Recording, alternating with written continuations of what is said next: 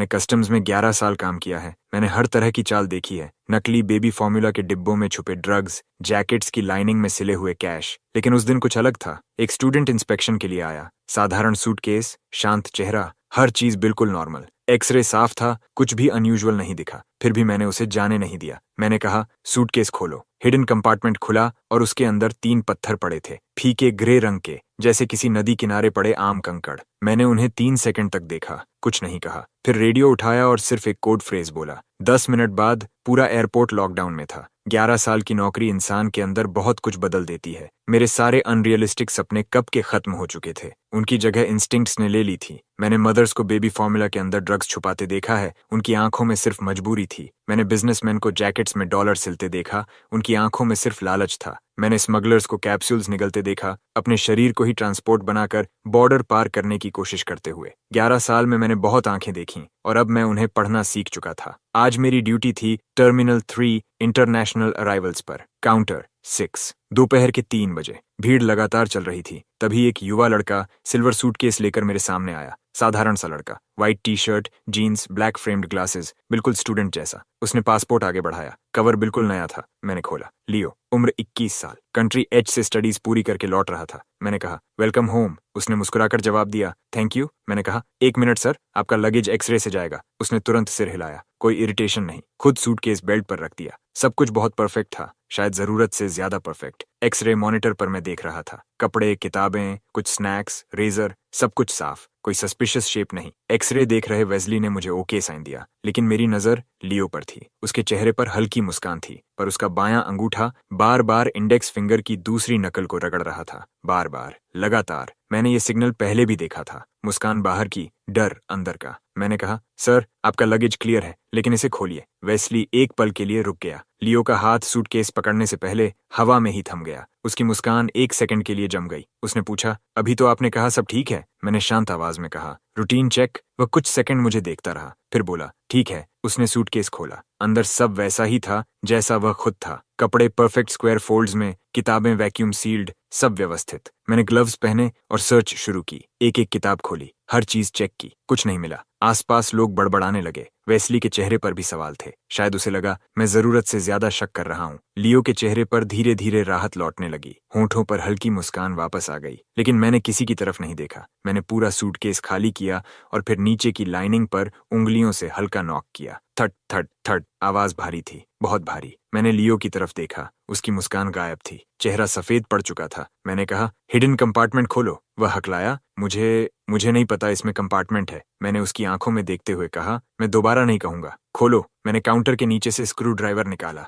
लियो के होंठ कांपने लगे। मैंने और कुछ नहीं कहा। स्क्रू ड्राइवर सीम में घुसाया और जोर लगाया। क्लिक, पैनल खुल गया। एक पतली दरार बनी और उसके अंदर से मिट्टी और मशीन ऑयल की हल्की गंध बाहर आई। मैंने पैनल खींचकर अलग कर दिया। अंदर फोम की लेयर थी, उसमें 3 स्लॉट्स बने हुए थे और उन्हीं स्लॉट्स में रखे थे 3 पत्थर, फीके ग्रे, खुरदरे, अनियमित किनारों वाले, बिल्कुल नदी किनारे मिलने वाले साधारण पत्थर जैसे। वेस्ली झुककर देखने लगा। उसने कहा, पत्थर? इतने ड्रामे के लिए पत्थर? आसपास लोग फुसफुसाने लगे। लियो की सारी ताकत जैसे खत्म हो चुकी थी। वह काउंटर से टिक गया, हाँफते हुए उन पत्थरों को घूर रहा था। उसकी आंखों में कुछ था, डर, या शायद उससे भी ज्यादा कुछ। मैंने उसकी तरफ नहीं देखा। मेरी नजर सिर्फ उन पत्थरों पर थी। मैं उन्हें 3 सेकंड तक देखता रहा। फिर मैंने उनमें से एक उठाया। वह छूने में ठंडा था, उम्मीद से ज्यादा भारी। सतह खुरदरी थी और उस पर सूखी मिट्टी के निशान अब भी लगे हुए थे। मैंने पत्थर को उठाकर अपनी आंखों के सामने किया। ऊपर लगी तेज सफेद लाइट के नीचे उसे अलग अलग एंगल्स से घुमाने लगा और फिर एक खास एंगल पर, इतना छोटा कि शायद कोई और देख भी न पाता, पत्थर की सतह पर बैंगनी रंग की एक बेहद पतली रेखा चमकी, बाल से भी पतली। एक पल के लिए दिखाई दी और गायब हो गई। उसी क्षण मेरा दिल जैसे नीचे बैठ गया। मैंने पत्थर को धीरे से वापस रखा। बिना एक शब्द बोले मैंने कंधे से रेडियो उठाया और कॉल बटन दबाया। Counter 6, the stone is hard. Radio कुछ सेकंड के लिए शांत हो गया। फिर कैप्टन केविन की आवाज आई, तेज और बिल्कुल सीधी, कॉपी। सिर्फ 10 मिनट बाद टर्मिनल 3 का हर एग्जिट सील कर दिया गया। अचानक पूरे एयरपोर्ट में पियर्सिंग अलार्म्स गूंज उठे। अलार्म बजते ही इंस्पेक्शन हॉल फट पड़ा। लोग चीखने लगे, बच्चे रोने लगे। स्पीकर्स पर इमरजेंसी इवैक्यूएशन अनाउंसमेंट्स लगातार चलने लगे। हर तरफ अफरा तफरी मच गई। लियो वहीं फर्श पर गिर गया। उसके चेहरे से खून जैसे गायब हो चुका था, लेकिन मैंने उसकी तरफ देखा तक नहीं। सबसे पहले मैंने तीनों पत्थर वापस कंपार्टमेंट में रखे, पैनल बंद किया। सूटकेस बंद किया और उसके ऊपर एविडेंस सील लगा दी। तभी पूरी तरह आर्म्ड एयरपोर्ट टैक्टिकल पुलिस अंदर घुस आई। उन्होंने पूरे एरिया को घेर लिया। कोई नहीं हिलेगा, सब वहीं खड़े रहो। उनकी आवाजें पूरे शोर को चीरती हुई निकल रही थीं। कैप्टन केविन तेज कदमों से मेरी तरफ आया। उसके साथ कस्टम्स एंटी स्मगलिंग यूनिट के 2 ऑफिसर्स थे। उसके माथे की नसें तक उभर आई थीं। मैंने तुरंत रिपोर्ट दी। टारगेट लियो, मेल, उम्र 21, कंट्री एच से रिटर्निंग स्टूडेंट। हिडन कंपार्टमेंट में 3 पत्थर मिले। The stone is hard. Captain Kevin की आंखें सिकुड़ गईं। कस्टम्स प्रोटोकॉल में द स्टोन इज हार्ड सबसे ऊंचे स्तर का नेशनल सिक्योरिटी अलर्ट था। अगर ये कोड एक्टिवेट हो जाए तो इसका मतलब होता था ऐसा स्मगलिंग केस जो देश के मूल हितों को हिला सकता है। इसके बाद मामला कस्टम्स के हाथ से बाहर चला जाता था, सीधा नेशनल सिक्योरिटी टेक ओवर करती थी। केविन और मैं 7 साल से साथ काम कर रहे थे। मैंने ये कोड फ्रेज पहले कभी इस्तेमाल नहीं किया था, एक बार भी नहीं। वह जानता था मैं मजाक नहीं कर रहा। उसने पूछा, तुम श्योर हो? मैंने जवाब दिया, 100%। केविन ने तुरंत रेडियो उठाया। This is Captain Kevin of Capital Airport Inspection Division, initiating special containment protocol. Target identified at Terminal 3, Counter 6, requesting immediate takeover by Top Special Operations. 20 minute भी नहीं बीते थे कि रिस्ट्रिक्टेड रूट से 3 काली सिडैन्स सीधे टारमैक पर आकर रुकीं। उनमें से सूट्स पहने लोग उतरे। सबकी आंखें तेज थीं। सबसे आगे एक लगभग 30 साल की महिला थी। उसकी नजर ब्लेड जैसी थी। उसके कपड़ों पर कोई बैज नहीं था, लेकिन जैसे ही वह उतरी, एयरपोर्ट सिक्योरिटी चीफ आगे बढ़ा और उसे सैल्यूट किया। Selina, top special operations incident commander. Captain Kevin ने इशारा किया। सेलिना ने सीधे पूछा, टारगेट और एविडेंस कहाँ हैं? केविन ने आर्मर्ड व्हीकल की तरफ इशारा किया, जहां लियो ले जाया जा रहा था, और दूसरी तरफ मेटल एविडेंस केस की ओर। फिर सेलिना ने पूछा, डिस्कवरी किसने की? मैंने आगे बढ़कर कहा, मैंने। उसकी आंखें कुछ सेकंड तक मुझ पर टिकी रहीं, जैसे मुझे स्कैन कर रही हूं। उसने कहा, सब शुरू से बताओ। मैंने लियो के काउंटर पर आने से लेकर पत्थरों की खोज तक सब बताया। उसकी expressions, thumb movement, suitcase inspection, सब कुछ। सेलिना कुछ सेकंड चुप रही, फिर बोली, तुमने कंपार्टमेंट खोला, पत्थर देखे और सीधा नेशनल सिक्योरिटी बुला ली। थ्रेट क्या था? 3 साधारण पत्थरों को नेशनल सिक्योरिटी थ्रेट मानने का अधिकार तुम्हें किसने दिया? मैंने सिर्फ एक शब्द कहा, इंस्टिंक्ट। उसकी आवाज और ठंडी हो गई। इंस्टिंक्ट? क्या तुम्हें पता है पूरे कैपिटल एयरपोर्ट को बंद करने का इकोनॉमिक डैमेज कितना होगा? कितनी इंटरनेशनल फ्लाइट्स डाइवर्ट हो रही हैं? अगर ये फॉल्स अलार्म निकला तो जिम्मेदारी समझते हो? सवाल गोलियों की तरह आए, लेकिन मैं नहीं हिला। मैंने उसकी आंखों में देखते हुए कहा,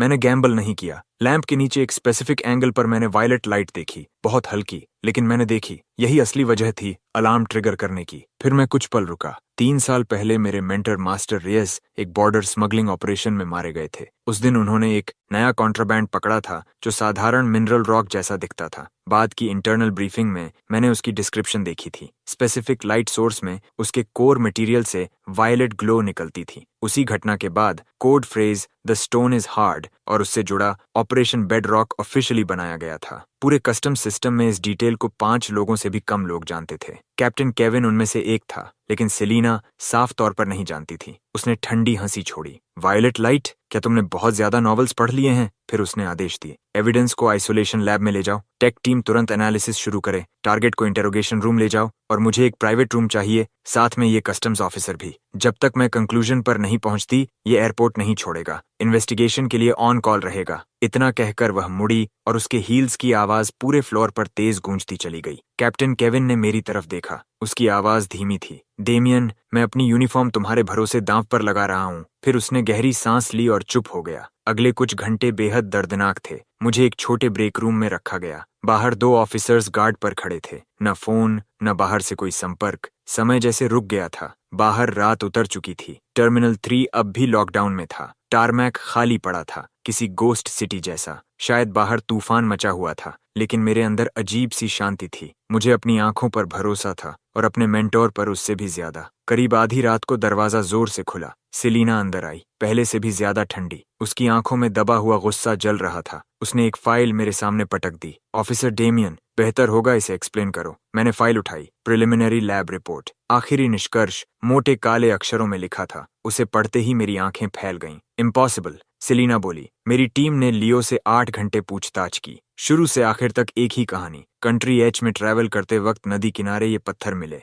अच्छे लगे तो सुवेनिर की तरह ले आया। हमने उसके सोशल कनेक्शंस, फैमिली बैकग्राउंड सब खंगाल दिए। सब साफ। हर एविडेंस सिर्फ एक बात कहता है, तुम झूठ बोल रहे हो, उसने मेरी तरफ झुकते हुए कहा। और वो वायलेट लाइट? कुछ नहीं, हमारी टेक टीम ने देश की सबसे एडवांस्ड मशीन्स इस्तेमाल की, स्टोन्स को अंदर बाहर हर तरह स्कैन किया, पर्पल का एक ट्रेस तक नहीं मिला। डेमियन, तुम्हारे पास कल दोपहर तक सिर्फ 12 घंटे हैं। या तो साबित करो कि ये स्टोन्स नेशनल सिक्योरिटी थ्रेट हैं, या मिलिट्री ट्राइब्यूनल के लिए तैयार रहो। तुम्हारी इंस्टिंक्ट और वायलेट लाइट की वजह से हम एक बहुत बड़े टारगेट को खो चुके हैं। अब डिटेंशन सेल में जाओ और सोचो कि साबित कैसे करोगे कि तुम सिर्फ अटेंशन पाने वाला पागल नहीं हो। 2 ऑफिसर्स अंदर आए और दोनों तरफ से पकड़कर मुझे ले गए, लेकिन मेरे दिमाग में सिर्फ एक बात घूम रही थी। मैंने वो लाइट देखी थी, बिल्कुल वैसी ही जैसी 3 साल पहले ब्रीफिंग फोटो में थी। तो गलती कहाँ हुई? मुझे एक बिना खिड़की वाले सेल में बंद कर दिया गया। अंदर सिर्फ लोहे का बिस्तर था। मैं बैठ गया और खुद को शांत किया। फिर दोपहर की हर घटना दोबारा चलाने लगा, फ्रेम बाय फ्रेम।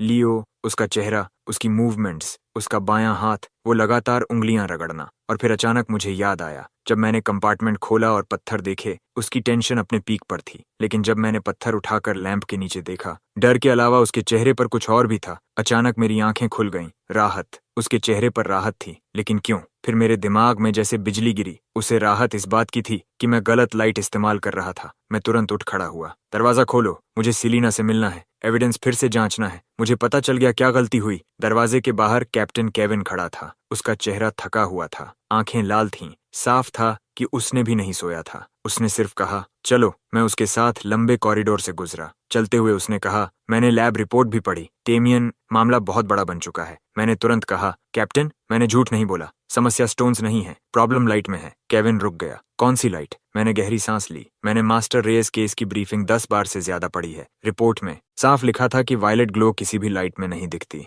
सिर्फ एक specific narrow band light source पर रिएक्ट करती है। वो वेवलेंथ उस समय हमारी कंट्री के क्लासिफाइड एक्सपेरिमेंट का हिस्सा थी, पूरी तरह सीक्रेट ऑप्टिकल फ्रीक्वेंसी। कोई नॉर्मल डिटेक्शन इक्विपमेंट उसे ट्यून नहीं कर सकता। इसलिए सबको सिर्फ 3 बेकार पत्थर दिखाई दिए। कैप्टन केविन वहीं रुक गया। वह घूमा और सीधा मेरी आंखों में देखने लगा। कितने श्योर हो? मैंने बिना एक पल गंवाए कहा, 100%। केविन कुछ सेकंड तक चुप रहा। फिर उसने एन्क्रिप्टेड फोन निकाला और दोबारा सिक्योर लाइन मिलाई। इस बार उसने कुछ नहीं जोड़ा, सिर्फ मेरी बात वर्ड बाय वर्ड दोहरा दी। और दूसरी तरफ अचानक पूरी खामोशी छा गई। फिर लंबी खामोशी के बाद सेलिना की बर्फ जैसी ठंडी आवाज सुनाई दी, उसे एक मौका दो, मैं आइसोलेशन लैब में मिलती हूँ। आइसोलेशन लैब के अंदर हवा इतनी भारी थी जैसे उसे महसूस किया जा सकता हो। तीनों पत्थर सफेद वर्कबेंच पर रखे थे। व्हाइट लैब कोट्स पहने टेक्नीशियंस एक तरफ खड़े थे। उनकी आंखों में शक और तिरस्कार साफ दिखाई दे रहा था। सेलिना कमरे के कोने में खड़ी थी, हाथ बांधे हुए। डेमियन, शुरू करो, मैंने सीधा कहा। मुझे एक ट्यूनेबल लेजर एमिटर चाहिए जिसकी वेवलेंथ डीप अल्ट्रावायलेट तक जाए। एक टेक्नीशियन हंस पड़ा।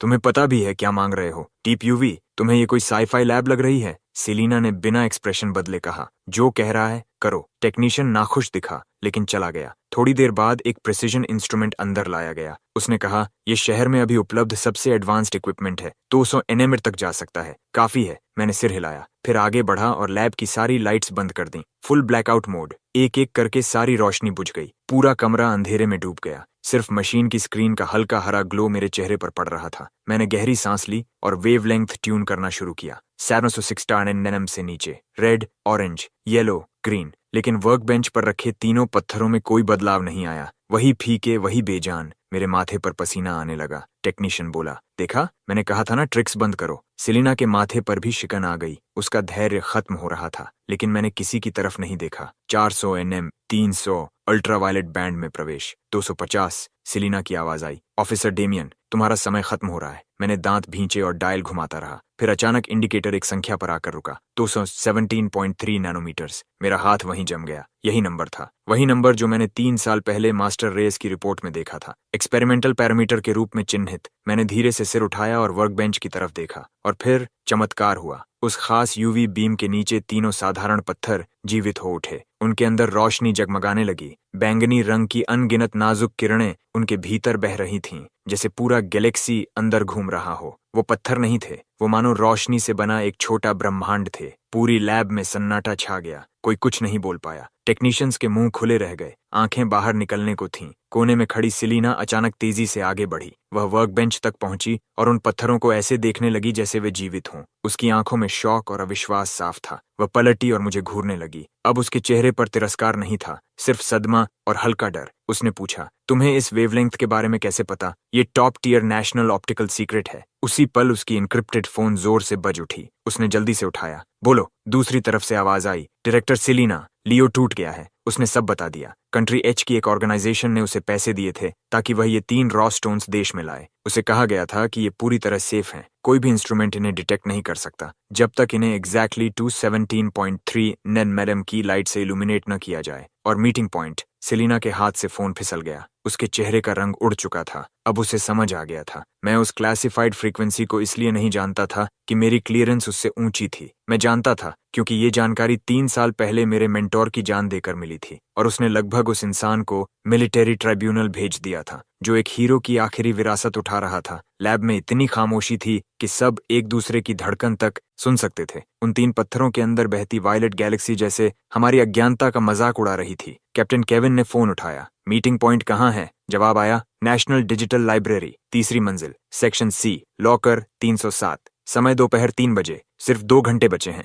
केविन ने फोन रखा और सेलिना की तरफ देखा, लेकिन सेलिना मुझे देख रही थी। उसकी आंखों में अब बहुत कुछ था, शक, अविश्वास, पछतावा और हल्का सम्मान। फिर उसने धीरे से खुद को सीधा किया और मेरे सामने गहरा फॉर्मल बो किया। नेशनल सिक्योरिटी की एक सीनियर ऑफिसर एक साधारण कस्टम्स ऑफिसर के सामने झुक रही थी। आसपास खड़े टेक्नीशियंस और एंटी स्मगलिंग ऑफिसर्स पूरी तरह स्तब्ध थे, लेकिन मैं एक कदम भी पीछे नहीं हटा। मैंने सेलिना की माफी शांत चेहरे के साथ स्वीकार की, क्योंकि मैं जानता था वो मुझसे माफी नहीं मांग रही थी। वो मेरे मेंटोर मास्टर रेयस से माफी मांग रही थी, उस इंसान से जिसने 3 साल पहले इस राज की कीमत अपनी जान देकर चुकाई थी। मैंने सिर्फ इतना कहा, अभी भावनाओं का समय नहीं है, हमारे पास सिर्फ 1 घंटा 50 मिनट बचे हैं। एक ही वाक्य ने सेलिना को फिर से वास्तविकता में खींच लिया। उसकी आंखें दोबारा तलवार जैसी तेज हो गईं। वह तुरंत मुड़ी और आदेश देने लगी, टेक टीम, तीनों स्टोन्स को top grade energy isolation containment box में सील करो, ट्रांसपोर्ट की तैयारी करो। कैप्टन केविन, मुझे आपके सबसे अच्छे इंस्पेक्शन ऑफिसर्स चाहिए। कॉम्स, ट्रैफिक कमांड सेंटर से कनेक्ट करो। एयरपोर्ट से नेशनल डिजिटल लाइब्रेरी तक पूरा ग्रीन कॉरिडोर चाहिए। रास्ते की हर ट्रैफिक लाइट ग्रीन होनी चाहिए। एक्शन टीम, 1 मिनट में नीचे रिपोर्ट करो। Target, national digital library. कुछ देर पहले की हार और शक गायब हो चुके थे। उनकी जगह आने वाली लड़ाई का एड्रेनलिन ले चुका था। फिर उसने मेरी तरफ देखा। Officer Damien, special investigation act के तहत मैं बेडरॉक टास्क फोर्स की डायरेक्टर होने के नाते तुम्हें इस केस का स्पेशल एडवाइजर नियुक्त करती हूँ। अब से ऑपरेशन का हर कदम तुम्हारे साथ होगा। तुम्हारा जजमेंट सीधे मेरे फैसलों को प्रभावित करेगा। कोई ऑब्जेक्शन? मैंने बिना रुके कहा, नन। सेलिना ने सिर हिलाया। अच्छा, मूव आउट। सिर्फ 5 मिनट बाद 3 काली सेडान्स और 2 कस्टम्स असॉल्ट व्हीकल्स का कॉन्वॉय एयरपोर्ट के रिस्ट्रिक्टेड रूट से गरजता हुआ बाहर निकला। सायरन्स पूरे शहर को चीर रहे थे, जैसे कोई काली तलवार शहर के बीच से गुजर रही हो। मैं मिडिल कार की बैक सीट में बैठा था। बाईं तरफ सेलिना थी, दाईं तरफ कैप्टन केविन। कार के अंदर का माहौल दम घोंटने जैसा था।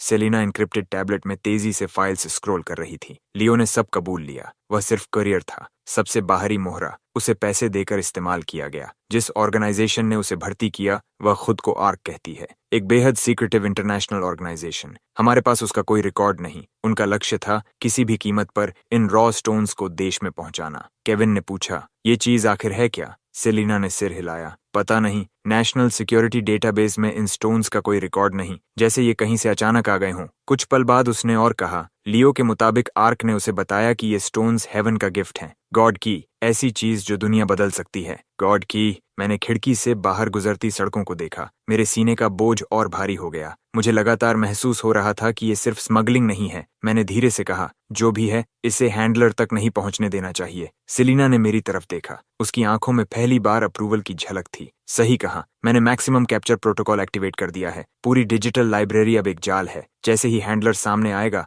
एक मक्खी भी बाहर नहीं निकलेगी। ट्रैफिक डिपार्टमेंट की पूरी मदद से 1 घंटे का रास्ता सिर्फ 30 मिनट में तय हुआ। दोपहर 2:10 पर कॉन्वॉय नेशनल डिजिटल लाइब्रेरी के साइड एंट्रेंस पर रुका। दरवाजे खुलते ही दर्जनों नेशनल सिक्योरिटी टैक्टिकल ऑपरेटिव्स बाहर निकले, काले कॉम्बैट गियर में, पूरी तरह आर्म्ड, चुपचाप, तेजी से, बिल्कुल शिकार पर निकलते तेंदुओं की तरह। कैप्टन केविन और उसकी टीम ने हर एग्जिट सील कर दिया। सेलिना ने कहा, डेमियन, मेरे साथ। वह मुझे हिडन स्टाफ कॉरिडोर से लाइब्रेरी के सेंट्रल सिक्योरिटी कंट्रोल रूम में ले गई। अंदर दर्जनों टेक्नीशियंस पहले से मौजूद थे। विशाल वॉल डिस्प्ले पर लाइब्रेरी के हर कोने के लाइव कैमरा फीड्स चल रहे थे। रिपोर्ट्स लगातार ईयरपीस में आ रही थीं। सभी exit secure, 3rd floor section C clear, civilians evacuate किए जा चुके हैं। K9 unit ready, Selina display के सामने खड़ी थी। उसकी आंखें बर्फ जैसी ठंडी थीं। अब इंतजार करते हैं कि मछली कब कांटा निगलती है। डेमियन, मुझे तुम्हारी आंखें चाहिए। यहाँ मौजूद लोगों में सिर्फ तुमने उस गोस्ट को देखा है। भीड़ में छिपे उस आदमी को पहचानने में मेरी मदद करो। कंट्रोल रूम में समय जैसे रेंग रहा था। सिर्फ मशीन्स की हल्की आवाजें सुनाई दे रही थीं। हर नस धनुष की डोरी की तरह खींची हुई थी। दीवार पर लगी घड़ी के लाल अंक धीरे धीरे बदल रहे थे, लेकिन हर सेकंड ऐसा लग रहा था जैसे किसी काउंटडाउन बॉम्ब की टिक टिक सीधे दिल पर चोट कर रही हो। स्केड्यूल्ड मीटिंग का समय आ जाता है। स्क्रीन पर थर्ड फ्लोर के सेक्शन सी का एंट्रेंस पूरी तरह खाली था। एक भी इंसान नहीं। टारगेट दिखाई नहीं दिया। सभी टीम्स अलर्ट रहें। रिलैक्स मत होना। उसके चेहरे पर घबराहट नहीं थी, लेकिन रेडियो पकड़ने वाली उंगलियों के नकल्स हल्के सफेद पड़ चुके थे। उसकी टेंशन साफ दिख रही थी। मैं भी स्क्रीन को घूर रहा था। हैंडलर आखिर आएगा कैसे? शार्प सूट पहने किसी आदमी की तरह, या किसी साधारण क्लीनर की तरह, या शायद वो आए ही ना और किसी अनजान सिविलियन को रिमोटली यूज करके हैंड ऑफ पूरा करवा दे। मैं खुद को हैंडलर की जगह रखकर हर पॉसिबिलिटी दिमाग में चलाता हूँ। टाइम आगे बढ़ता रहता है। 3:03 PM, फिर भी कुछ नहीं। डायरेक्टर सेलिना, क्या टारगेट आने वाला नहीं? चुप। लियो की गिरफ्तारी एयरपोर्ट के अंदर हुई थी। न्यूज लीक नहीं हुई। उन्हें नहीं पता कुरियर पकड़ा जा चुका है। वो आएंगे। वो अपनी बात पूरी नहीं करती, लेकिन मैं समझ जाता हूँ। जब तक हैंडलर की मीटिंग की डेफिनेशन हमारी जैसी ना हो। मेरी नजर फर्स्ट फ्लोर लॉबी के फीड्स पर घूमती है। लोग लगातार आ जा रहे थे। व्हाइट हेयर्ड बुजुर्ग, ब्राइट आइड स्टूडेंट्स, बच्चों के साथ पेरेंट्स। सब कुछ इतना नॉर्मल, इतना ऑर्डिनरी लाइफ से भरा हुआ था। अगर मैं हैंडलर होता तो क्या करता? मैं एग्जैक्ट मीटिंग टाइम पर कभी नहीं आता। बहुत ऑब्वियस। मैं बहुत पहले पहुंच जाता। लाइब्रेरी में एक नॉर्मल रीडर की तरह एंटर करता। कोई शांत कॉर्नर ढूंढता, बुक लेकर बैठ जाता। समुद्र में घुली बूंद की तरह गायब हो जाता। फिर जब एनवायरनमेंट क्लीन कंफर्म हो जाता, तब क्वाइटली मीटिंग पॉइंट की तरफ बढ़ता। मतलब वो शायद पहले से इस बिल्डिंग के अंदर हो सकता है। डायरेक्टर सेलिना, 3 बजे से 10 मिनट पहले की सारी कैमरा फीडबैक निकालो। 2:50 से 3 के बीच लाइब्रेरी में आने वाले हर मेल पर फोकस करो। सेलिना एक पल रुकती है, फिर समझ जाती है। मूव। जैसा ये कह रहा है वैसा करो। टेक्नीशियंस तुरंत काम में लग जाते हैं। 100 से ज्यादा फीड्स रिवाइंड होने लगती हैं। टाइम 2:50 पर रुकता है। प्लेबैक 8x स्पीड पर शुरू होता है। फिगर्स लाइब्रेरी डोर्स से गुजरती रहती हैं। मैं वॉल पर एक टाइल की तरफ इशारा करता हूँ। एक hidden corner camera. Face blurry था। फ्रेम में एक आदमी एंट्री चेक पॉइंट पार कर रहा था। मीडियम बिल्ड, उम्र लगभग 45 से 50। Grey jacket, gold rimmed glasses, हाथ में जर्मन एडिशन की फाउस्ट। बिल्कुल यूनिवर्सिटी प्रोफेसर जैसा। रिसर्च करने आया कोई स्कॉलर। उसका फेस जूम करो, फ्रेम एनलार्ज होती है। एनहांसमेंट के बाद आदमी का चेहरा साफ हो जाता है। एक पूरी तरह ऑर्डिनरी फेस, कोई फीचर नहीं। भीड़ में डालो तो सेकंड में गायब। इसे रन करो। Facial recognition. अभी इसकी पूरी इंफॉर्मेशन चाहिए। नेशनल सिक्योरिटी डेटाबेस चालू हो जाता है। कुछ सेकंड्स बाद रिजल्ट वापस आता है। मिल गया। डायरेक्टर प्रोफेसर चेस, 52 साल, कैपिटल यूनिवर्सिटी में German studies professor, doctoral adviser. Family background और सोशल टाइज पूरी तरह क्लीन। रिकॉर्ड पर एक भी दाग नहीं। नेशनल डिजिटल लाइब्रेरी का long term reader pass holder. हफ्ते में 2-3 बार यहाँ आता है। पूरी हैबिट्स रेगुलर। Perfect identity. अभी location, last position, second floor social sciences reading area, aisle के पास। लाइव फीड मेन स्क्रीन पर डालो। मेन डिस्प्ले पर प्रोफेसर चेस साफ दिखाई देता है। विंडो के पास टेबल पर बैठा चुपचाप पढ़ रहा था। सनलाइट उस पर पड़ रही थी। सामने स्टीमिंग टी का कप।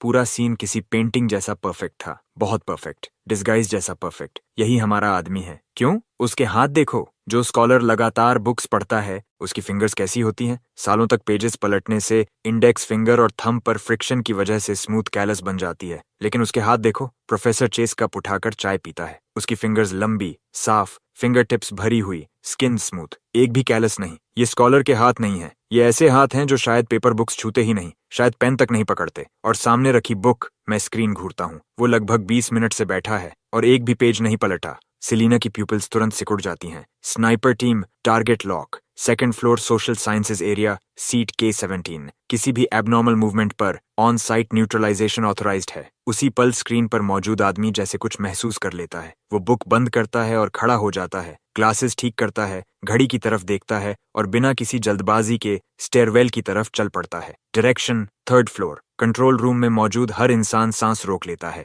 आखिर मछली कांटे पर फंस गई थी। प्रोफेसर चेस बिल्कुल स्टेडी कदमों से चल रहा था। रिलैक्स्ड पॉस्चर, जैसे कोई रीडर बुक पढ़कर थक गया हो और ऊपर सीनरी बदलने जा रहा हो। स्टेप बाय स्टेप वो सीढ़ियां चढ़ता है और सेकंड और थर्ड फ्लोर के बीच के मोड़ पर गायब हो जाता है। फिर थर्ड फ्लोर स्टेयरवेल फीड पर दोबारा दिखाई देता है। वो थर्ड फ्लोर पर पहुंचता है, सेक्शन सी रीडिंग एरिया और स्टोरेज जोन के जंक्शन पर। क्लियरेंस प्लान के मुताबिक ये पूरा एरिया खाली होना चाहिए था। प्रोफेसर चेज वहीं रुक जाता है और आसपास देखता है। उसकी आंखें खाली कॉरिडोर पर घूमती हैं। चेहरे पर वही जेंटल स्कॉलर वाला एक्सप्रेशन था, लेकिन आंखें बाज जैसी तेज। वो एनवायरनमेंट कंफर्म कर रहा था कि ये सेफ ड्रॉप पॉइंट है, कोई सेफ दिखने वाला ट्रैप नहीं। कंट्रोल रूम में मौत जैसी खामोशी थी। हर किसी की मुट्ठियां बंधी हुई थीं। डर ऐसा कि कोई छोटी सी आवाज भी स्क्रीन वाले आदमी को अलर्ट न कर दे। टाइम जैसे खिंच गया था। हर सेकंड एक सेंचुरी जैसा लग रहा था। आखिर प्रोफेसर चेज संतुष्ट लगता है। वो आगे बढ़ता है और सीधे सेक्शन सी के लॉकर्स की तरफ चलता है। उसका टारगेट बिल्कुल साफ था,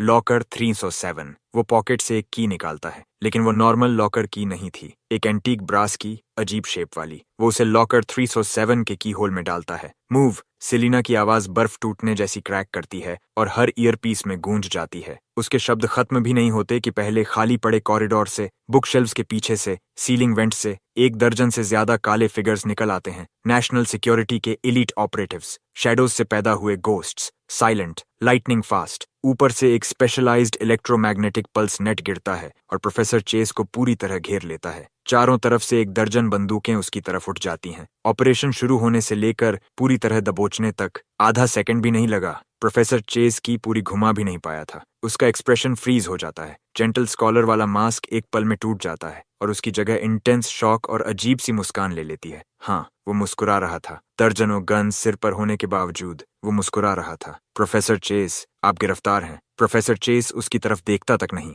उसकी नजर सबको पार करके सीधे मेरे चेहरे पर आ टिकती है। उसकी आंखें अजीब थीं, न गुस्सा न डर, सिर्फ प्लेफुल अप्रिशिएशन, जैसे कोई हंटर अपने प्रे को देख रहा हो। तो तुम वही कस्टम्स ऑफिसर हो, रॉ स्टोन्स को तुमने पहचान लिया था। इम्प्रेसिव, इसकी उम्मीद नहीं थी। गेट कीपर्स के अलावा अभी भी तुम्हारी जैसी आंखें बची हैं। लगता है आर्क की इंटेलिजेंस अपडेट करनी पड़ेगी। उसे ले जाओ। 2 ऑपरेटिव्स आगे बढ़ते हैं और उसके हाथों में स्पेशलाइज्ड हैंडकफ्स लगा देते हैं। दूसरी टीम बॉडी सर्च शुरू करती है और लॉकर 307 खोलती है। उसके पास जो मिलता है वो बेहद सिंपल था। वॉलेट, कुछ बैंक कार्ड्स, कैश, सबसे पुराना नोकिया फोन जिसमें स्मार्ट फीचर्स तक नहीं, और वो जर्मन कॉपी ऑफ फॉस्ट। न वेपन, न पॉइजन, न कोड बुक। किसी एजेंट के लिए हद से ज्यादा क्लीन। जैसे ही प्रोफेसर चेज मुझे क्रॉस करके ले जाया जा रहा था, वो अचानक रुक जाता है, सिर मेरे कान के करीब लाता है और इतनी धीमी आवाज में फुसफुसाता है कि सिर्फ हम दोनों सुन सकते थे। जब तुम अबिस को घूरते हो, अबिस भी तुम्हें घूरता है। रियल वर्ल्ड में स्वागत है। ऑपरेटिव्स उसे फिर धक्का देकर आगे बढ़ाते हैं। कोल्ड स्वेट मेरी शर्ट भिगो देता है। पैरों से लेकर सिर तक बर्फ जैसी ठंड दौड़ जाती है।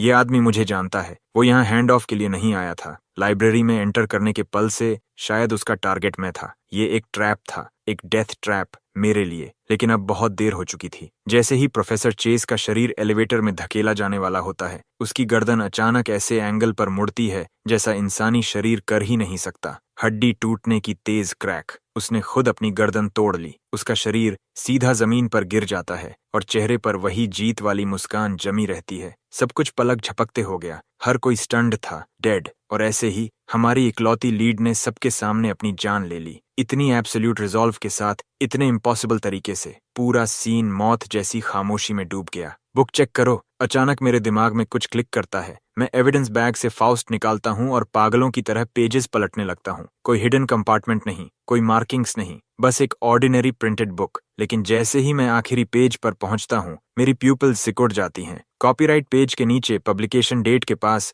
हल्की पेंसिल राइटिंग थी, लगभग मिट चुकी। नंबर्स की एक स्ट्रिंग, पेज नंबर नहीं, कोड भी नहीं, कोऑर्डिनेट्स, लैटिट्यूड और लॉन्जिट्यूड। मैं बुक उठाकर सेलिना को दिखाता हूँ। उसकी आंखें नंबर्स पर टिक जाती हैं और तुरंत तेज हो जाती हैं। इस कोऑर्डिनेट को लॉक डाउन करो अभी। टेक टीम तुरंत एक्शन में आ जाती है। मेन डिस्प्ले पलटकर जायंट सैटेलाइट मैप बन जाता है। मैप पर एक रेड डॉट ब्लिंक करने लगता है। सेलेना स्क्रीन के पास जाती है और उसे घूरती रहती है। ये जगह कहाँ है? टेक्नीशियन तेजी से जूम करता है। डॉट सिटी आउटस्कर्ट्स की एंडलेस माउंटेन्स के बीच था। Director coordinate Kunlun biological research centre की तरफ पॉइंट कर रहा है। Kunlun biological research centre. Selina का शरीर झटके से हिलता है। वो गिरने से बचने के लिए टेबल पकड़ लेती है। उसकी नजरें रेड डॉट पर जम जाती हैं, जैसे उसे जलाकर खत्म कर देना चाहती हूँ। क्या ये वही सीक्रेट बेस नहीं जो 10 साल पहले अबैंडन हुआ था? कोऑर्डिनेट वहां क्यों जा रहा है? कंट्रोल रूम दोबारा खामोश हो जाता है। Kunlun biological research centre. National security के लोगों के लिए ये नाम टैबू था।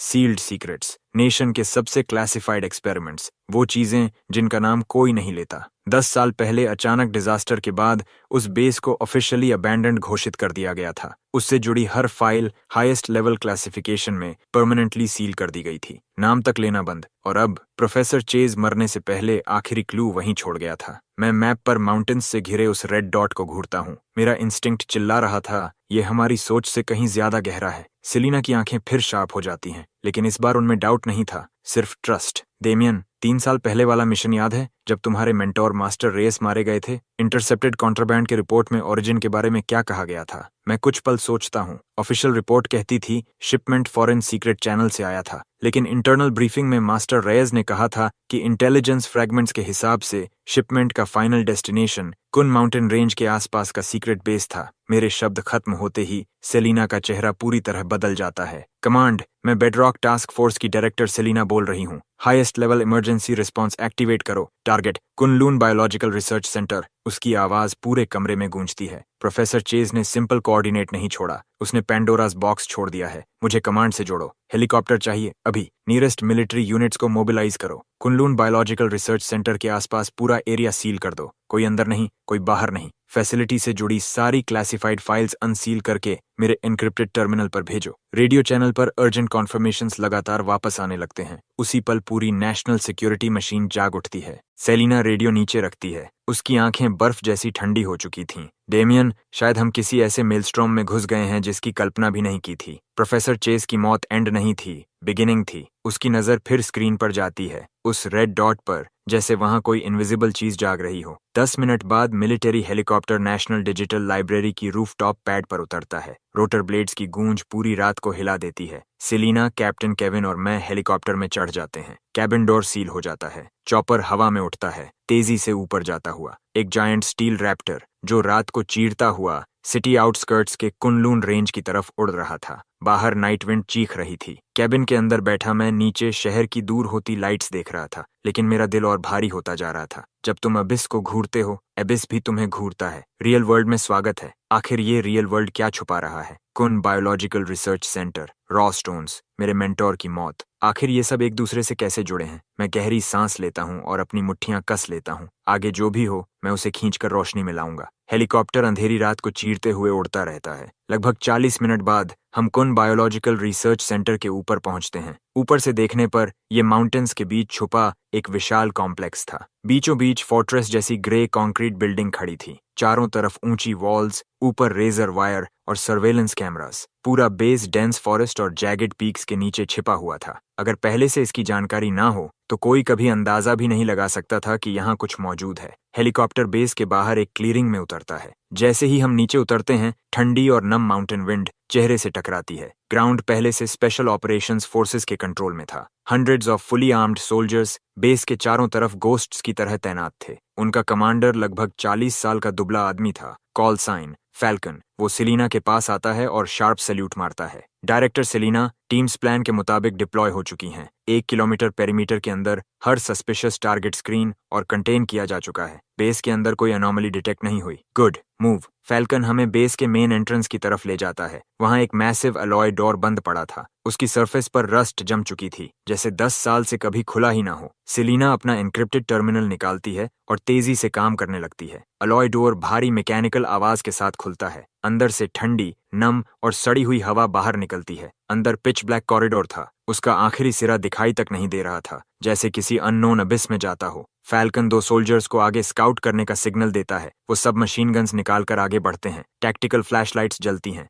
2 रोशनी की धारें अंधेरे को काटती हैं। कॉरिडोर खाली था, सिर्फ फेडेड वार्निंग साइंस दीवारों पर लटके थे। Do not enter. सेलिना हाथ हिलाती है और हम अंदर बढ़ते हैं। बेस अंदर से बाहर से कहीं ज्यादा बड़ा था। कॉरिडोर के दोनों तरफ सील्ड लैबोरेटरी डोर्स थे। उन पर वार्निंग लेबल्स की भरमार थी। Biohazard, high risk experiment, unauthorised personnel do not approach. 10 साल की वीरानी ने हर चीज को सड़ा दिया था। दीवारों और पाइप्स पर मोटी डस्ट जमी थी। फ्लोर पर मॉस उगाई थी। तभी एक सोल्जर बोलता है, सर, इस डोर को प्राई किया गया लगता है। सेलिना तुरंत आगे बढ़ती है। ये डोर बाकी डोर्स से नया लग रहा था और लॉक एरिया साफ डैमेज था। फैल्कन ब्रीच का सिग्नल देता है। जोरदार क्रैश के साथ डोर तोड़ दिया जाता है। अंदर एक विशाल लेबोरेटरी थी। उसके बीचों बीच एक मैसिव मेटल कल्चर चेंबर खड़ा था। चेंबर के अंदर एम्बर लिक्विड भरा हुआ था और उस लिक्विड में डूबा हुआ एक इरेगुलर ऑब्जेक्ट, कुछ ऐसा जो एयरपोर्ट पर मिले रॉ स्टोन्स जैसा दिख रहा था। लेकिन ये कहीं बड़ा था, लगभग आधे इंसान जितना ऊंचा, जैसे कोई विशाल बदसूरत ट्यूमर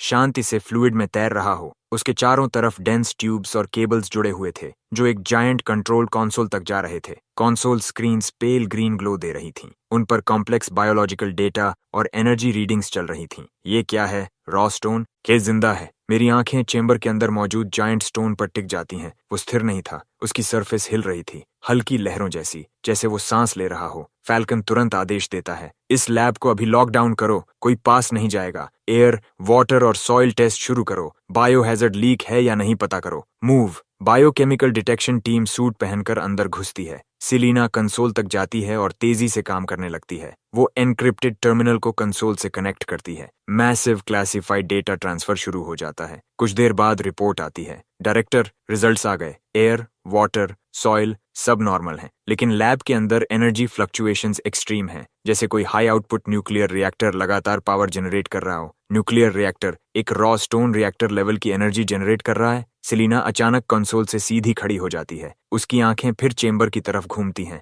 भारी और गंभीर। यही प्रोफेसर चेस का असली टारगेट था। वो 3 छोटे रॉ स्टोन्स चुराने नहीं आया था, वो यहाँ इस बड़े वाले को एक्टिवेट करने आया था। मेरा दिमाग एक पल के लिए खाली हो जाता है। एक्टिवेट? रिएक्टर लेवल एनर्जी वाली इतनी विशाल लिविंग चीज, एक रॉ स्टोन इस स्केल का। उसी पल सेलिना का एन्क्रिप्टेड टर्मिनल अचानक अर्जेंट अलार्म टोन्स से गूंज उठता है। वो नीचे देखती है और उसका चेहरा राख जैसा सफेद पड़ जाता है। बुरा हुआ, प्रोफेसर चेस का कोऑर्डिनेट फाइनल डेस्टिनेशन नहीं है। ये सिर्फ एक की है, ऐसी की जो किसी स्पेसिफिक डिवाइस को एक्टिवेट करने के लिए बनी है। बायोलॉजिकल रिसर्च सेंटर सिर्फ एक सिग्नल रिले है। असली डेस्टिनेशन उससे भी नीचे है, उस फॉरबिडन जोन में जहां हम कभी पहुंच ही नहीं पाए। और नीचे फैल्कन का चेहरा बदल जाता है। यहीं तक हमारी एक्सेस लिमिट है, इसके आगे सिर्फ लेजेंडरी फॉरबिडन जोन है। मैक्सिमम ग्रेड डिफेंसेस उसके ब्लूप्रिंट्स तक सील्ड हैं। सेलिना उसकी बात अनसुनी कर टर्मिनल को घूरती रहती है। स्क्रीन पर अब एक नया और भी ज्यादा सीक्रेट कोऑर्डिनेट फ्लैश कर रहा था। कुनलून बायोलॉजिकल रिसर्च सेंटर के बहुत नीचे। फैल्कन,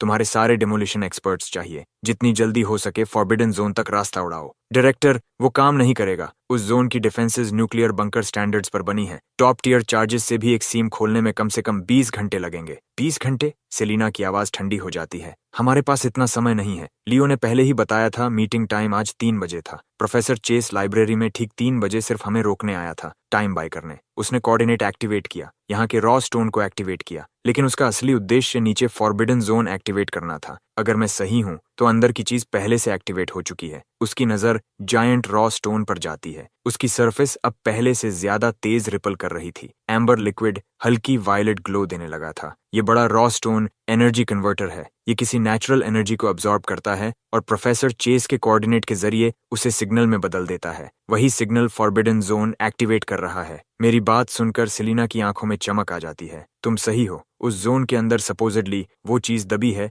जो हमारे देश को दशकों पहले मिली थी। आउटर स्पेस से आई कोई mysterious object, highest level classification, code name God की। कुन बायोलॉजिकल रिसर्च सेंटर उसी पर सीक्रेट रिसर्च करने के लिए बनाया गया था, लेकिन रिसर्च के दौरान कुछ अनकंट्रोलेबल हो गया और हमें उसे सील करना पड़ा। मेरी सांस अटक जाती है। प्रोफेसर चेस का हेवन का गिफ्ट और गॉड की वही है। सब कुछ अचानक क्लियर हो जाता है। तो आर्क रॉ स्टोन्स नहीं चाहता, उन्हें गॉड की चाहिए। रॉ स्टोन सिर्फ एनर्जी सेल्स हैं उसे स्टार्ट करने के लिए। लियो कुरियर था, प्रोफेसर चेस एक्टिवेटर। उनका असली गोल रॉ स्टोन से नीचे दबी गॉड की को अवेकन करना था। अगर गॉड की जाग गई, मैं बात अधूरी छोड़ देता हूँ, क्योंकि आगे का मतलब कोई सोच भी नहीं सकता था। तो सब कुछ खत्म हो सकता है। क्या अंदर जाने का कोई और रास्ता है? कुछ सेकंड की खामोशी के बाद सेलिना बोलती है।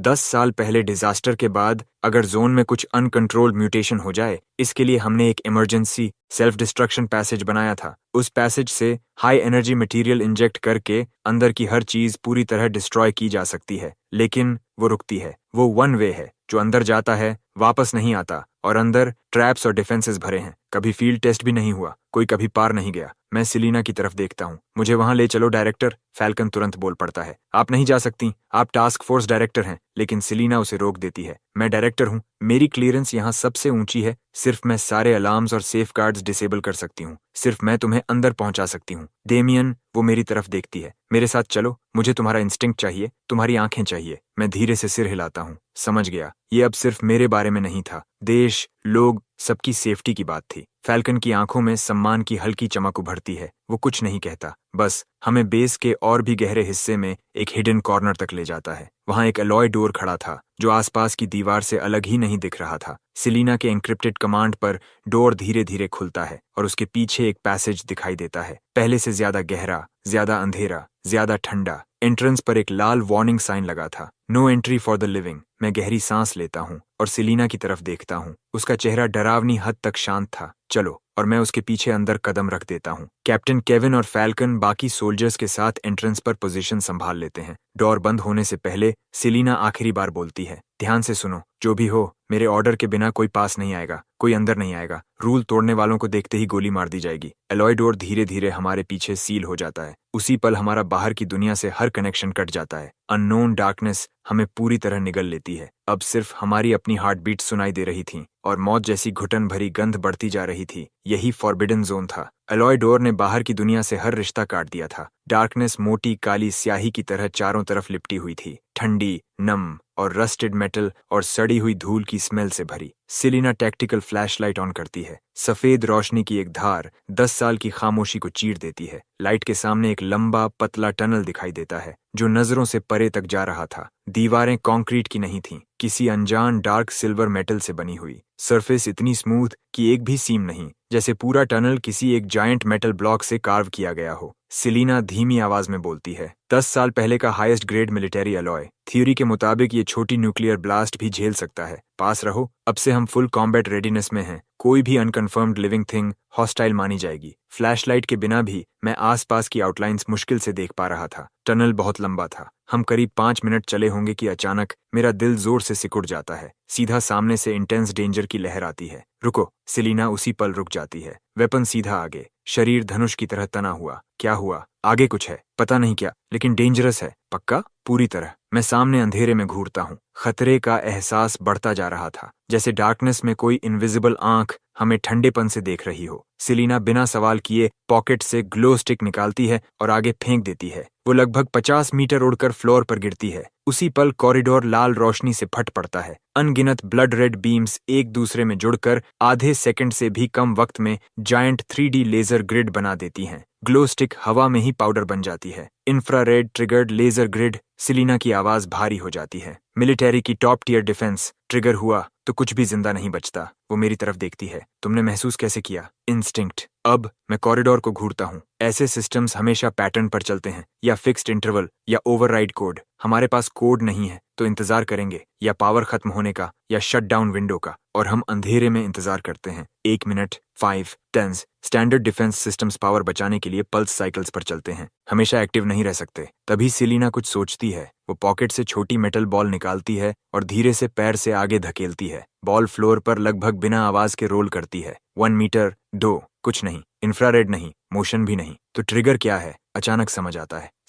Sound trigger. ग्लो स्टिक गिरते वक्त हल्की आवाज हुई थी, लेकिन ये बॉल सॉलिड है, आवाज लगभग नहीं। सिलीना की प्यूपिल्स सिकुड़ जाती हैं। वो हाथ उठाकर साइलेंस सिग्नल देती है, फिर आगे इशारा करती है। मीनिंग साफ था। अब से कोई आवाज नहीं, सांस नहीं, हार्ट बीट तक नहीं। लगभग इम्पॉसिबल। हमारी आंखें मिलती हैं और दोनों को एक ही चीज दिखती है, रिजॉल्व। 2 गोस्ट्स की तरह हम धीरे, बहुत धीरे किलिंग जोन में कदम रखते हैं। जब आखिर मैं जोन के बाहर निकलता हूँ, मेरी कॉम्बैट गियर पूरी तरह पसीने से भीग चुकी थी। हम बच गए थे, लेकिन राहत लेने का वक्त नहीं मिला। कॉरिडोर के आखिर में एक डोर दिखाई देता है, अलॉय डोर, थोड़ा खुला हुआ। गैप से सिकली पेल लाइट बाहर निकल रही थी। सिलीना और मैं एक दूसरे को देखते हैं। वो टैक्टिकल साइन देती है। वो ब्रीच करेगी, मैं कवर। हम दोनों वॉल से चिपक कर आगे बढ़ते हैं। दिल फिर गले तक आ चुका था। सिलीना जोर से डोर पर किक मारती है। डोर खुलता है। वो रोल करते हुए अंदर घुसती है और मैं उसके ठीक पीछे। लेकिन जैसे ही हम अंदर का दृश्य देखते हैं, हम दोनों पूरी तरह जम जाते हैं। ये एक विशाल सर्कुलर सेंट्रल कंट्रोल चेंबर था,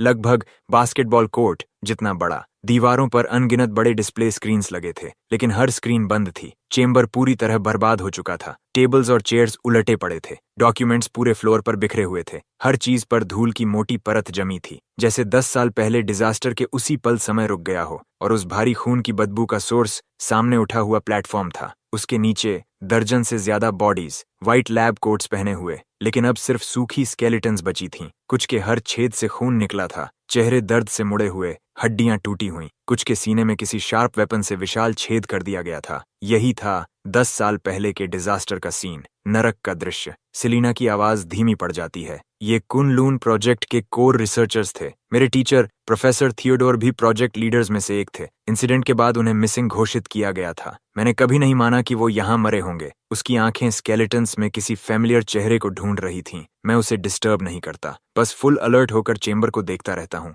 मेरा इंस्टिंक्ट चिल्ला रहा था, ये जगह लेजर कॉरिडोर से भी ज्यादा खतरनाक है। मेरी नजर प्लेटफॉर्म पर जाती है। बीच में एक विशाल सर्कुलर डिप्रेशन था, जो अब खाली था, लेकिन उसके किनारों पर अजीब वायलेट क्रिस्टल्स लगे हुए थे। सेलिना धीरे से बोलती है, यहीं गॉड की रखा जाता था। मैं सिर हिलाता हूँ। 10 साल पहले ये यहाँ से गायब नहीं हुआ। मेरी आवाज भारी हो जाती है। इसे रिलीज किया गया था। सेलिना एक स्केलेटन के पास झुकती है। बॉडी दर्द की हद वाली पोजीशन में जमी हुई थी, दोनों हाथ अपने ही सिर को पकड़े हुए, जैसे नंगे हाथों से खोपड़ी तोड़ना चाहता हो। सेलिना उसकी उंगलियों के बीच से कुछ निकालती है, एक क्रश्ड ब्लैक वॉइस रिकॉर्डर। वो प्लेबैक दबाती है। पहले हार्श स्टैटिक सुनाई देती है, फिर एक आदमी की आवाज प्योर टेरर से टूटी हुई। गाना बंद करो, बंद करो, इसे रोको, ये गीत जहर है, ये मेरे दिमाग में घुस रहा है। मैं और सेलिना एक दूसरे को देखते हैं। रीढ़ से सिर तक बर्फ जैसी सिहरन दौड़ जाती है। तभी मुझे एक टेरिफाइंग चीज महसूस होती है। जब से हम इस चेंबर में आए हैं, यहाँ अजीब खामोशी थी। इक्विपमेंट की कोई आवाज नहीं, यहाँ तक कि हमारे फुटस्टेप्स तक साइलेंस में निगल जा रहे थे। ये एब्सोल्यूट साइलेंस जोन था। और जैसे ही मुझे एहसास होता है, मेरे सिर में दर्द विस्फोट की तरह फट पड़ता है, जैसे 1000 स्टील नीडल्स दोनों कनपटियों में घुस गई हों। फिर अचानक एक अजीब, शब्दों में बयान ना होने वाली आवाज मेरे दिमाग के अंदर गूंजने लगती है, डेमियन! मुझे सेलिना की घबराई आवाज सुनाई देती है, लेकिन मैं जवाब नहीं दे पाता। मेरी कॉन्शियसनेस उस भयानक मेलोडी से निगली जा रही थी। ग्रीफ, टेरर, हर नेगेटिव इमोशन 1000 गुना बढ़ चुका था। मेरी सैनिटी टूट रही थी, मैं खुद को खो रहा था। तभी छटाक, एक जोरदार थप्पड़ मेरे चेहरे पर पड़ता है। दर्द मुझे झटके से वापस खींच लाता है। मैं सेलिना का चेहरा देखता हूँ, चिंता और अर्जेंसी से भरा। उसके मुंह के कोने से खून बह रहा था, मतलब वो भी उस सॉन्ग से प्रभावित हुई थी, लेकिन वो होश में रहने के लिए अपनी जीभ काट रही थी। ब्लॉक करो, मत सुनो, मत सोचो, माइंड पकड़ कर रखो, ये साइकिक अटैक है। मैं दांत भींच लेता हूँ। खून का स्वाद मुंह में फैल जाता है। मैं हर ध्यान दर्द पर लगाने की कोशिश करता हूँ, उस सॉन्ग का विरोध करने के लिए। और उसी पल मेरी चेस्ट पर लगा कस्टम्स बैज, मेरे मेंटोर की यादगार,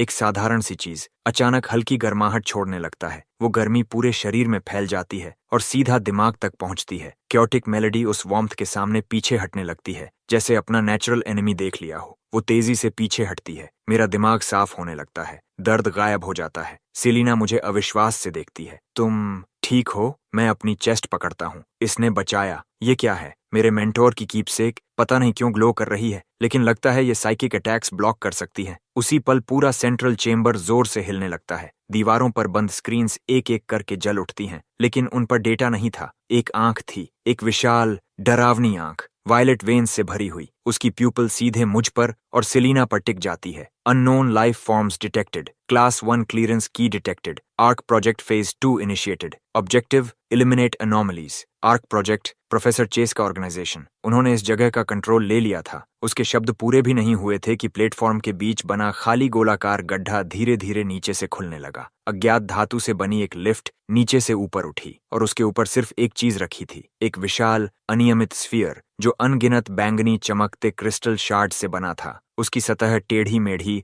और खुरदड़ी थी। पूरे स्फीयर पर गहरी आंख जैसी वॉर्टिसेस बनी हुई थीं। वे वॉर्टिसेस धीरे धीरे घूम रही थीं और उनसे निकलती दुष्टता दिल को जकड़ देने वाली थी। मैं उस स्फीयर को घूरता रह गया, मेरा गला सूख गया। ये वही चीज है जिसे देश खोजता रहा, जिसे 10 साल तक छिपाकर रखा गया। अंतिम रहस्य। अंतरिक्ष से आई अशुभ वस्तु। स्फीयर से एक भारी और गहरी गूंज निकलती है। पूरा चेंबर और ज्यादा कांपने लगता है। दीवारों में दरारें पड़ने लगती हैं और उनमें से मोटी काली मेटल केबल्स जैसे कोई विशाल टेंटिकल्स हों फटकर बाहर निकल आती हैं। सेलिना चिल्लाती है और मुझे खींचकर सबसे नजदीकी कंसोल के पीछे ले जाती है और केबल्स हर दिशा से झपटती हुई आने लगती हैं, हर रास्ता बंद करती हुई। सेलिना अपनी साइड आर्म उठाती है और लगातार गोलियां चलाती है। गोलियां उनकी सतह से टकराकर स्पार्क्स की लड़ियां छोड़ती हैं, लेकिन उससे ज्यादा कुछ नहीं। उन पर कोई असर नहीं होता, जरा भी असली डैमेज नहीं, कोई फायदा नहीं। ये बेस का खुद का डिफेंस सिस्टम है। साधारण हथियार इन पर असर नहीं करेंगे। हमें कंट्रोल कोर ढूंढना होगा और इसे बंद करना होगा। कोर उस स्फीयर के अंदर है। मुझे कवर दो, बस 3 सेकंड्स खरीद दो। फिर उसने अपनी टैक्टिकल वेस्ट से आखिरी चीज निकाली, एक चांदी जैसा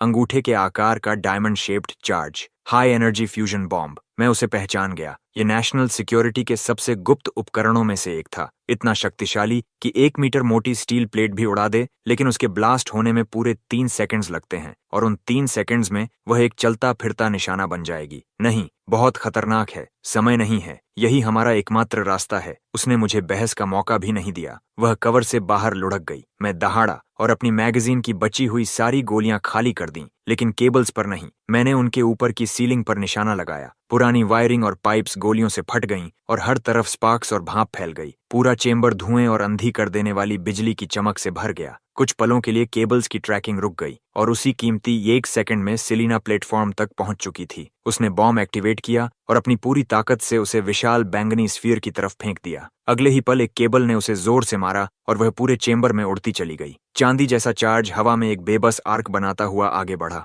उस पल जैसे समय रुक गया। फिर कान फाड़ देने वाला धमाका, एक विनाशकारी शॉक वेव फूटी। ऐसा लगा जैसे किसी तेज रफ्तार ट्रेन ने सीधे आकर टक्कर मार दी हो। मेरा शरीर हवा में उछला और फिर जमीन पर जा गिरा। उसके बाद सब अंधेरा हो गया। मुझे लगा मैंने देखा कि ब्लास्ट के केंद्र में मौजूद विशाल बैंगनी स्फीयर नष्ट नहीं हुआ। उसकी सतह सिर्फ टूटी थी, बस एक दरार, और उस दरार से धीरे धीरे ऊर्जा बह रही थी। ऐसी ऊर्जा जो किसी भी अबिस से ज्यादा अंधेरी थी, अंतरिक्ष के खालीपन से भी ज्यादा शुद्ध, बैंगनी काली। दुनिया की आखिरी तस्वीर जो मैंने देखी वो थी हर स्क्रीन पर फैली हुई वह विशाल आंख। मुझे नहीं पता मैं कितनी देर बेहोश रहा, शायद 1 मिनट, शायद 1 सदी। तेज घंटी जैसी आवाज और जलाने वाले दर्द के बीच मेरी चेतना वापस मेरे शरीर में घसीटी गई। मैं जाग गया। मैंने आंखें खोलने की कोशिश की। सब धुंधला था। काले धब्बे मेरी नजर के सामने तैर रहे थे। मैंने चेहरा छूने के लिए हाथ उठाने की कोशिश की, लेकिन मेरी बांह शीशे जितनी भारी थी। शरीर की हर छोटी हरकत मांसपेशियों को फाड़ रही थी। हर तरफ दर्द दौड़ रहा था। आखिर मैं गिरी हुई मेटल प्लेट का सहारा लेकर किसी तरह बैठ पाया।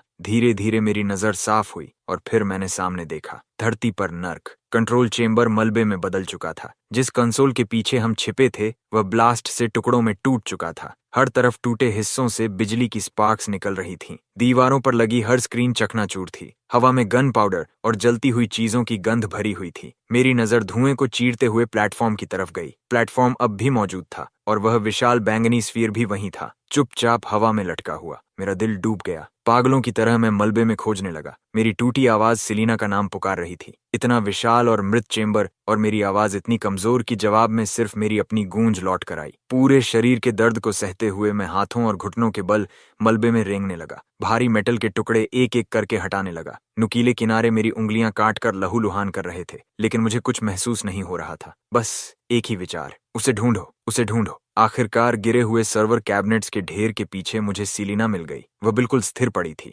धूल और टूटे पत्थरों से ढकी हुई। उसका चेहरा कागज की तरह सफेद था, जैसे उसमें से सारा रंग खींच लिया गया हो। उसके मुंह के कोने से लाल खून की एक पतली लकीर बह रही थी। उसकी कम्बैट सूट कई जगह से फटी हुई थी। कपड़ों में खून फैल चुका था। उसकी आंखें बंद थीं। वह हिल नहीं रही थी। ऐसा लग रहा था जैसे वह सांस भी नहीं ले रही हो। मैं कांपते हुए हाथ आगे बढ़ाता हूँ और अपनी उंगलियां उसकी नाक के पास ले जाता हूँ। सांस बहुत हल्की, मुश्किल से महसूस होने वाली। वह जिंदा थी। मैं सावधानी से उसके ऊपर पड़ा मलबा हटाता हूँ और उसे बाहर निकालता हूँ। उसका शरीर हल्का और ठंडा था। मैं अपना कान उसकी छाती पर लगाता हूँ और फिर सुनता हूँ। धड़कन बेहद कमजोर लेकिन जिद्दी, शब्दों से भी ज्यादा जिद्दी। मैं उसके घाव देखने लगा। हालत बहुत गंभीर थी। मैं अपने कपड़े की एक अपेक्षाकृत साफ स्लीव फाड़ता हूँ और घाव पर कस कर दबाता हूँ, लेकिन ये काफी नहीं था। कुछ ही पलों में खून कपड़े से बाहर रिसने लगा। अगर ऐसा चलता रहा तो वह खून बहने से मर जाएगी। मैं क्या करूं? यहाँ कोई मेडिकल इक्विपमेंट नहीं। हम इस अभिशप्त सील बंद गड्ढे में फंसे हुए हैं, दुनिया से कटे हुए। तभी अचानक मेरी छाती पर लगा कस्टम्स बैज, जो मास्टर रेज ने मुझे छोड़ा था, फिर से हल्की गर्म ऊर्जा छोड़ने लगा, जैसे कोई अनजानी ताकत मुझे रास्ता दिखा रही हो। मैंने बैज निकाल लिया और फिर चमत्कार। जो मैंने देखा उसे देखकर मैं कुछ पल के लिए बोल ही नहीं पाया। वह घाव जो लगातार खून बहा रहा था, आंखों के सामने भरना शुरू हो गया, इतनी तेज गति से कि साफ दिखाई दे रहा था। मेरे पास सवाल पूछने का समय नहीं था। मुझे सिर्फ इतना पता था कि सेलिना फिलहाल खतरे से बाहर है। मैंने राहत की सांस छोड़ी और वहीं फर्श पर बैठ गया। जिंदा बचने की थकान किसी ज्वार की तरह मुझ पर टूट पड़ी। दीवार से टिककर मैं भारी सांसें लेने लगा और तभी मेरी आंख के कोने से कुछ दिखा। चेंबर के दूसरी तरफ कंकाल। वो रिसर्चर्स जिन्हें 10 साल पहले मर जाना चाहिए था, वे हिल रहे थे। ये भ्रम नहीं था, मैंने साफ देखा। प्लेटफॉर्म के आसपास बिखरे 1 दर्जन से ज्यादा सफेद स्केलेटन्स धीरे धीरे कांप रहे थे, डरावने तरीके से। बैंगनी काली टेंड्रिल्स, छोटी जहरीली सांपों जैसी, वापस हड्डियों के अंदर घुस रही थीं। ये वही अशुभ ऊर्जा थी जो गॉड की दरार से बाहर निकल रही थी। वो गायब नहीं हुई थी, उसे नए होस्ट मिल गए थे। हड्डियों के एक दूसरे से रगड़ने की आवाज पूरे शरीर में सिहरन दौड़ा रही थी। फर्श पर पड़े स्केलेटन्स की हड्डियां जबरदस्ती दोबारा जुड़ रही थीं। वे धीरे धीरे उठ रहे थे। नहीं, वह खड़े होना नहीं था। उनके शरीर इंसानी एनाटॉमी को चुनौती देने वाले आकार में मुड़ रहे थे। उस बैंगनी काली ऊर्जा ने उन्हें खड़ा कर रखा था और फिर उनके ऊपर कुछ उगने लगा। अर्धपारदर्शी क्रिस्टल्स जो अजीब बैंगनी चमक छोड़ रहे थे। कुछ ही सेकंड्स में स्केलेटन्स पूरी तरह बदल गए। अब वे इंसान नहीं लग रहे थे। वे विकृत ह्यूमनॉइड आकृतियों में बदल चुके थे जो बैंगनी क्रिस्टल से बनी थीं। उनके शरीर किसी अजीब पारदर्शी पदार्थ जैसे थे। उनके हाथों में कोई हथियार नहीं था, वे बस चुपचाप खड़े थे। 1 दर्जन से ज्यादा अदृश्य आंखों की जोड़ी अचानक सेलिना और मेरी तरफ मुड़ी। उसी पल मुझे लगा मेरी आत्मा जम गई। ये आखिर है क्या? गॉड की ऊर्जा। उसने शरीरों को दूषित कर दिया है। Purify, eliminate. तो यही उनकी योजना है। वे इस जगह को अपना घोंसला बनाना चाहते हैं।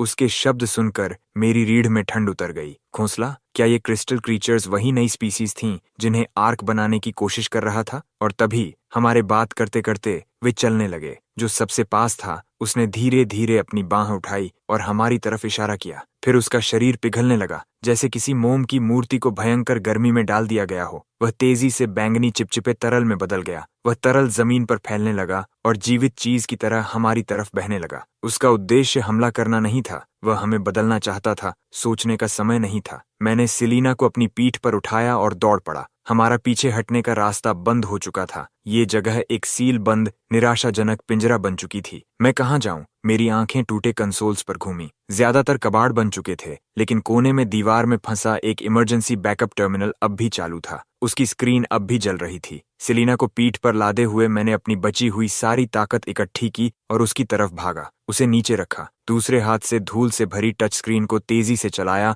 और बेस का स्ट्रक्चरल मैप खोलने लगा। आखिरकार स्क्रीन पर 3 डायमेंशनल लेआउट दिखाई दिया और जो मैंने देखा उससे मेरी सांस अटक गई। ये जगह मेरी कल्पना से कहीं ज्यादा जटिल थी। जिस कंट्रोल चेंबर में हम थे उसके नीचे 5 और विशाल स्तर मौजूद थे।